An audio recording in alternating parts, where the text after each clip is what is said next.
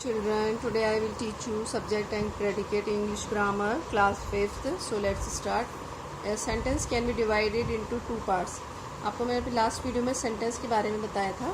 तो सेंटेंस जो होते हैं वो टू पार्ट्स में डिवाइड होते हैं, सब्जेक्ट एंड प्रेडिकेट. ठीक है, इनको मिलाकर ही सेंटेंस हमारा कंप्लीट होता है. सब्जेक्ट जो होता है वो होता है कर्ता, कौन जो काम को कर रहा है, और प्रेडिकेट जो काम किया, उसने क्या वर्क किया, that is predicate.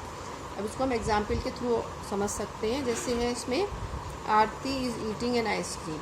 So here Aarti is subject and is eating an ice cream is predicate. ठीक है. The subject of a sentence generally comes first and is followed by the predicate.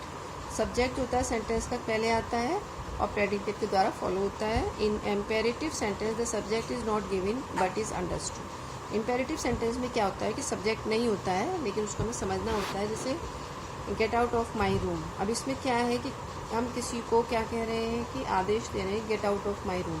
तो सब्जेक्ट इसमें यू है, तो ये आपका इसमें हाइड हो रहा है. ठीक है, इसमें दिया नहीं है. गेट आउट इसका मतलब क्या है, you get out. Go there का क्या मतलब है, यू गो देयर. तो इम्पेरेटिव सेंटेंस में क्या होता है, सब्जेक्ट इज़ नॉट गिवन. ठीक है. इसके बाद हमारा आता है subject and predicate in a question mark. कैसे यूज़ करते हैं हम. In a question the subject stands within the predicate because of the rule of inversion. जैसे where do you play is he said. First sentence में क्या है, the subject is you, है ना, and the rest is the predicate. Okay. Second sentence में क्या है, subject is he and the rest is the predicate. ये subject है आपकी इसमें ही और यू, और rest is predicate. Subject and predicate is an imperative. अब इम्पेरेटिव सेंटेंस में कैसे होता है, the subject of an imperative sentence is always you which is understood. ठीक है, आपको पीछे ही बताया, अपने आप से इसमें हाइड होता है. And the rest is the predicate. जैसे stand up, give me a book, यानी किसके लिए बोला गया है, यू के लिए. You is implied. ठीक है. इसी तरह से give me a book, here the subject you is implied इसमें भी. फिर इसके बाद आता है subject and predicate in a wish. Wish कैसे होता है, the subject in an operative sentence generally placed after मे. यानी इसमें कोई इच्छा हो रही है, हमारी विश है, जैसे इच्छा होती है मे यू हैव सक्सेस. तो सब्जेक्ट इसमें हाइड हो रहा है यू, और rest is the predicate.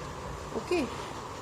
Subject and predicate is an exclamatory sentence में जैसे कैसे यूज़ करते हैं. Exclamatory sentence subject and the finite verb are supplied by is. इसमें इज से होता है, जैसे व्हाट एन आइडिया.